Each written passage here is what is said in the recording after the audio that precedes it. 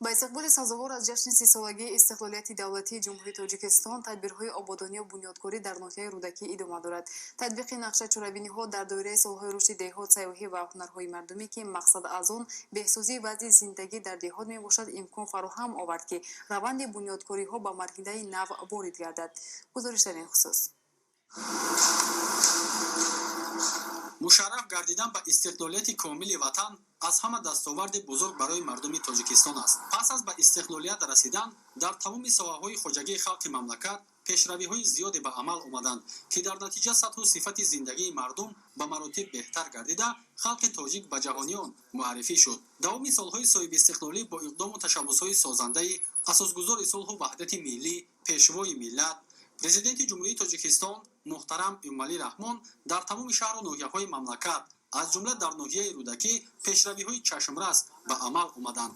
айни замон дар ин ноҳия ба пойтахти кишвар шаҳри душанбе наздик бахшида ба истиқболи сазовори ҷашни 30-солагии истиқлолияти давлатӣ корҳои созандагиву бунёдкорӣ авҷи тоза гирифтааст. ҳамин аст ки аз соли 2018 то ин ҷониб 262 иншооти таъиноти гуногун мавриди истифода қарор гирифта, дар ин баробар симои ноҳия ва ҷамоатҳои деҳоти он тағйир ёфтанд. ҳоло дар ноҳияи рӯдакӣ тибқи дастуру ҳидоятҳои сарвари давлат муҳтарам эмомалӣ раҳмон бо ташаббуси соҳибкорони бо нангу номуси ватан сохтмони иншооти баландпӯшонаи истиқоматӣ, марказҳои хурду бузурги савдо, корхонаҳои истеҳсолӣ, иншооти соҳаи маориф ва даҳҳо иншооти ҳаётан муҳим идома дорад. давоми солҳои соҳиби истиқлолӣ пешвои муаззами миллат 11 маротиба ба ноҳияи рӯдакӣ сафар намуданд, ки дар натиҷа соҳаҳои гуногуни ҳаётан муҳими ноҳия рушд намуда, сатҳу сифати зиндагии аҳолӣ ба маротиб беҳтару хубтар гардид. 25 сентябри соли 2019 дар доираи сафари корӣ дар ноҳияи рӯдакӣ сарвари давлат муҳтарам эмомалӣ раҳмон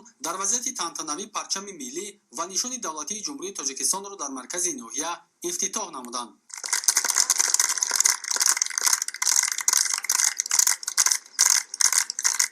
парчами давлатии ҷумҳурии тоҷикистон дар шаҳраки сомониён дар пояи баландии 45 метр қомат афрохта, паҳноии матои он 7 ва дарозиаш 14 метрро ташкил медиҳад. баландии пояи нишони давлатӣ, ки дар шафати парчам сохта шудааст, 22 метр мебошад.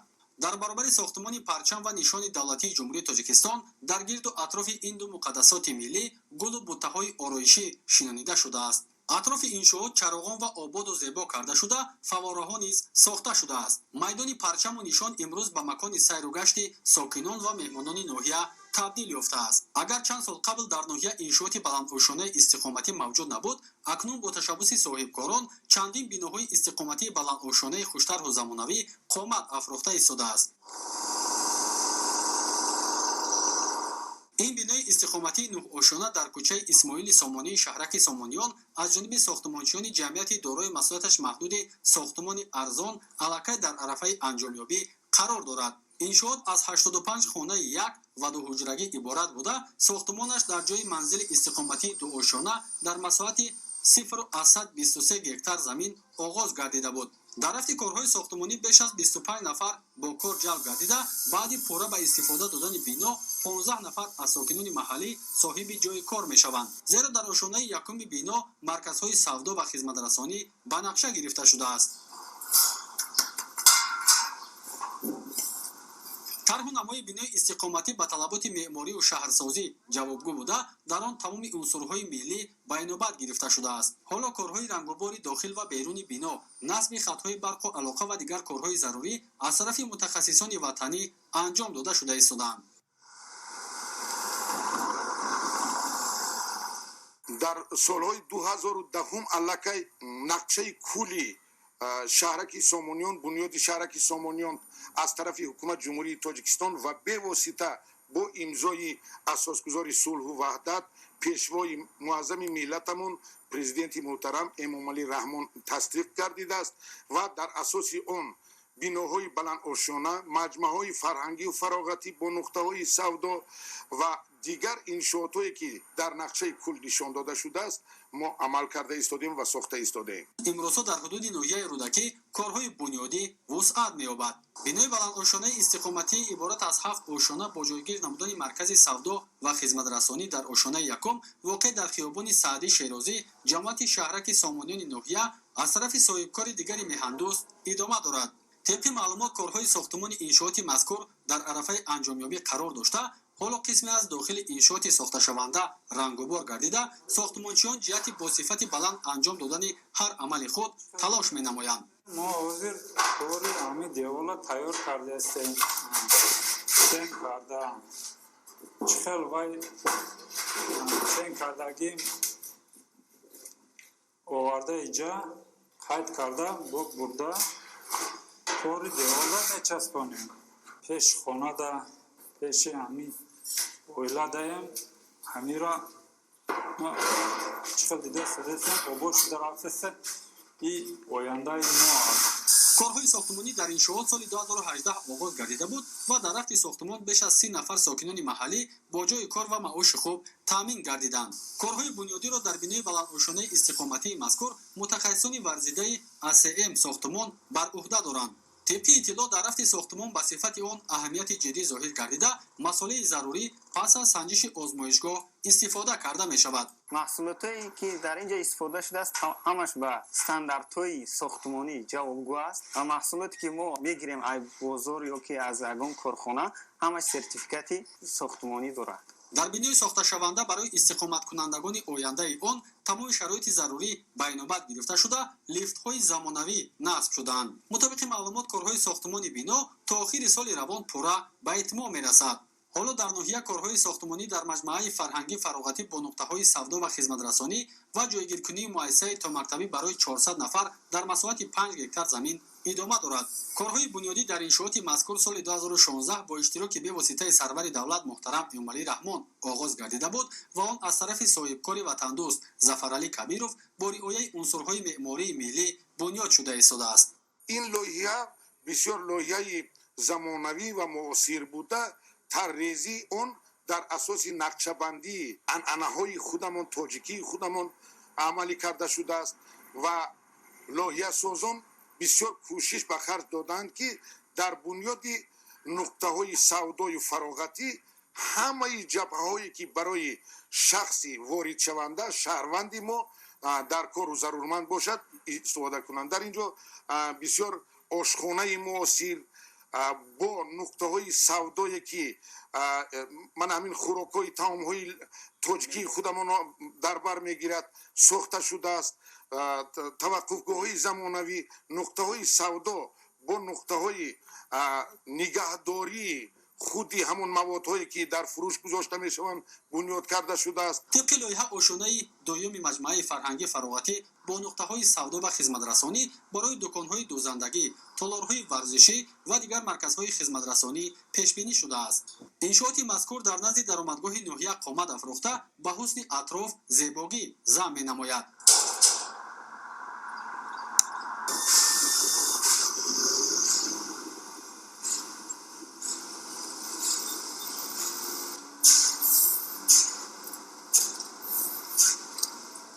مساحت زمینی برای توقفگاه پیش بینی شده بیش از 3 هکتار زمین را تشکیل نموده، در آن امکان جایگیر شدن زیاده از 1000 واسطه نقلیات موجود می باشد. در رفت ساختمان متخصصان محلی به کار جلب گردیده با معاش خوب تامین شدند. حالا با عزم و تلاش صاحبکار وطندوست و متخصصان ساحه 80% کارهای بنیادی با سطح و صفت بلند انجام پذیرفته طبق نقشه آن تا آخر سال 2020 به استفاده داده می شود. پس از پورا مورد استفاده قرار گرفتن انشاءات مذکور 4000 جایهای نو کاری مهیا می گردد.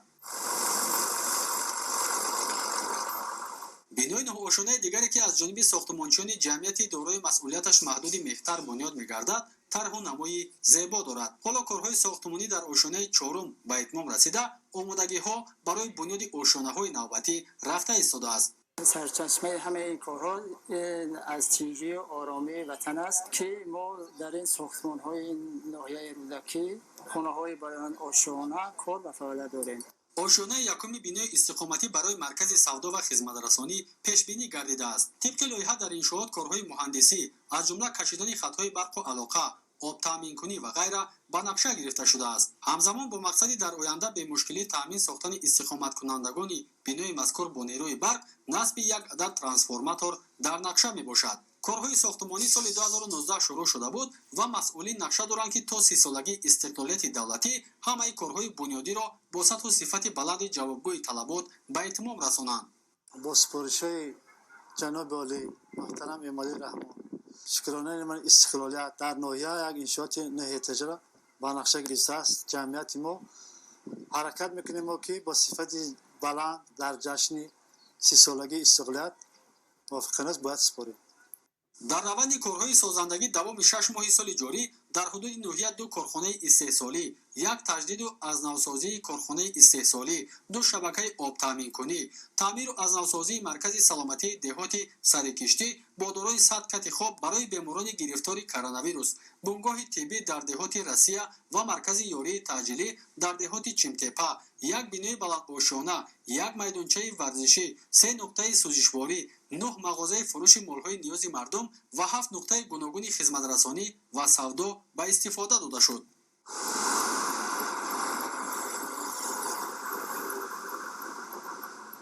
дар ноҳияи рӯдакӣ баробари бунёди иншооти таъйиноти гуногун ҳамзамон дар самти таъмиру азнавсозии роҳҳои автомобилгард дастовардҳо назаррасанд. дар ҳудуди ноҳия роҳҳои аҳамияти байналмилалӣ, ҷумҳуриявӣ ва минтақавӣ дошта мавҷуд мебошанд ки қисми зиёди онҳо дар ҳолати хуби нигоҳдорӣ қарор доранд. масъулини ноҳия иброз медоранд ки ҷалби соҳибкорон дар самти бунёд ва таъмиру навсозии роҳҳои ҳудуди ноҳия ва ҷамоатҳои деҳоти он назаррас аст ва бо иқдоми чунин нафарон роҳҳои ҳудуди чандин ҷамоатҳои деҳот таъмиру азнавсозӣ гардидааст. соҳибкорони мо дар ҷараён буданд. онҳо тавонистанд аз ҳисоби маблағҳои худашон, инчунин аз ҳисоби маблағҳои маҳалладорӣ, аз ҳисоби маблағҳои шахсони саховатпешаи маҳаллаҳои аҳолинишин бисёр роҳҳои моро аз навсозӣ намоянд, таъмир намоянд ва ҳатто дар баъзе ҷамоатҳои деҳоти мо дар масофаи 2-2.5-3 то 4 километр роҳҳо аз нав асфалтпӯш яъне мумфаш гардонида шудааст. сиёсати маорифпарваронаи президенти ҷумҳурии Тоҷикистон муҳтарам Эмомалӣ Раҳмон дар мадди назари аввали роҳбарияти мақомоти иҷроияи ҳокимияти давлатии ноҳияи рӯдакӣ ва соҳибкорону дигар шахсони ватандӯси ноҳия қарор дорад. ҳамин аст ки то ин ҷониб 42 иншооти соҳаи маориф мавриди истифода қарор гирифта, дар натиҷа 5000 ҷойи нишаст муҳайё карда шуд. дар ноҳия дар зарфи солҳои соҳиби истиқлолӣ маҳз бо иштироки бевоситаи сарвари давлат муҳтарам Эмомалӣ Раҳмон 5 муассисаи таҳсилоти миёнаи умумӣ мавриди баҳрабардорӣ қарор гирифтааст.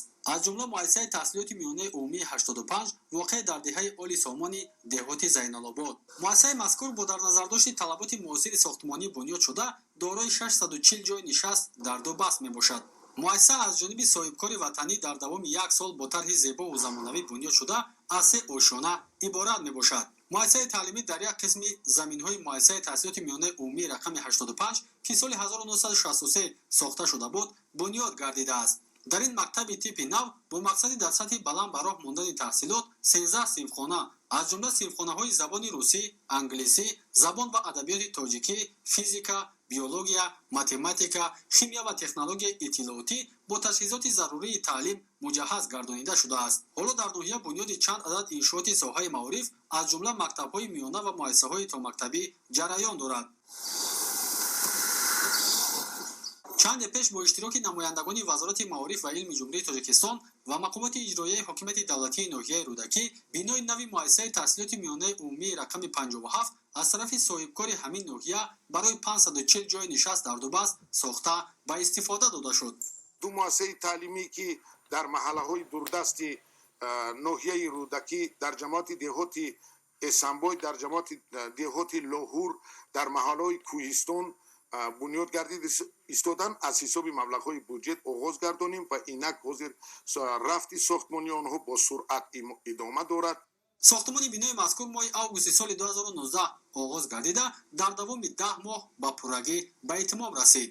бинои мазкур дар деҳаи Чимтепаи ҷамоати деҳоти Чимтепа ҷойгир буда аз 2 ошиёна, 9 синфхона ва отоқҳои кории муаллимон иборат мебошад. дар рафти сохтмон бо назардошти дар шароити хуб таълиму тарбия гирифтани насли наврас ва дар рӯҳияи ватандӯстӣ ба воя расидани онҳо тамоми шароит фароҳам оварда шудааст. дар доираи нақша чорабиниҳои ҷашни 30 солагии истиқлолияти давлатии ҷумҳурии Тоҷикистон дар ноҳия 414 иншоот ба нақша гирифта шуда, аз он 54 иншоот соли 2018, 160 иншоот соли 2019 мавриди баҳрабардорӣ қарор гирифта, иншооти боқимонда то охири соли равон ба истифода дода мешаванд. дар шароити паҳншавӣ ва хатари бемории сироятии коронавирус тебқи дастуру ҳидоятҳои пешвои миллат муҳтарам эмомалӣ раҳмон масъулияти масъулини мақомоти иҷроияи ҳокимияти давлатии ноҳия ва кормандони соҳаи тандурустӣ бештар аз пештара гардидааст. ҳоло дар чанд ҷамоати деҳоти ноҳия сохтмони бунгоҳ ва марказҳои саломатӣ ва таъмиру навсозии иншооти соҳаи тандурустӣ бо ҷалби соҳибкорону шахсони ватандӯст идома дошта, сатҳу сифати хизматрасонии тиббӣ ба аҳолӣ беҳтару хубтар мегардад. дар деҳаи гулпарвари ҷамоати деҳоти чимтепаи ноҳия сохтмони маркази саломатӣ дар арафаи анҷомёбӣ қарор дорад. ин маркази саломатӣ аз як ошона иборат буда ба зиёда аз 30 000 нафар аҳолии ҷамоат хизмат хоҳад расонид. иншооти мазкур баробари дар сиҳатии ҷомеа нақш гузоштанаш ҳамзамон дар таъмини аҳолӣ бо ҷойҳои нави корӣ мусоидат мекунад, зеро пас аз ба истифода додани он кормандони соҳаи тандурустӣ аз худи ҷамоат ҷалб карда мешаванд. мутобиқи маълумот, корҳои асосии сохтмонӣ дар ин маркази саломатӣ ба итмом расида, он рӯзҳои наздик барои ба аҳолӣ хизмат намудан омода мешавад. маркази саломатии деҳоти сарикиштии поёни ҷамоати деҳоти сарикиштӣ солиёни зиёд рӯи таъмирро надида буд. маҳз дар доираи дастуру ҳидоятҳои роҳбарияти олии давлат ва ҳукумати ҷумҳурии Тоҷикистон, он аз ҷониби соҳибкорони саховатпеша дар доираи эълони солҳои рушди деҳот, сайёҳӣ ва ҳунарҳои мардумӣ пурра аз таъмир бароварда шуд. иншооти мазкур дуошона буда ба беш аз 54 000 нафар аҳолии ҷамоати мазкур хизмати тиббӣ мерасонад. бинои маркази саломати деҳоти сарикиштии поён ҷамоати сарикиштӣ имрӯз бо дастгирии ҳокимияти ноҳияи рӯдакӣ пурра таъмиру аз навсозӣ гардид. дастгириҳои пайвастаи ҳукумати ҷумҳурии Тоҷикистон мотайбонро водор месозад, ки имрӯз бештару бештар бо аҳолӣ хизмати худро дариғ надониста шабрӯз бояд сидқан фаъолият намоем. ҳоло дар ин маркази саломатӣ 15 табиб ва 45 ҳамшираи тиб фаъолият менамоянд. баробари таъмиру навсозӣ ҳамзамон ба озмоишгоҳи маркази саломатӣ таҷҳизоти нав ворид карда шуда, дастгоҳи барқии дил дастрас гардид. марказ ҳамзамон дорои утоқи дандонпизишкӣ, 7 ҳуҷраи табиби оилавӣ ва 2 ҳуҷраи духтури амрози занона мебошад, ки дар ҳамаи онҳо табибони соҳибтаҷриба ба мардум хизматрасонӣ менамоянд.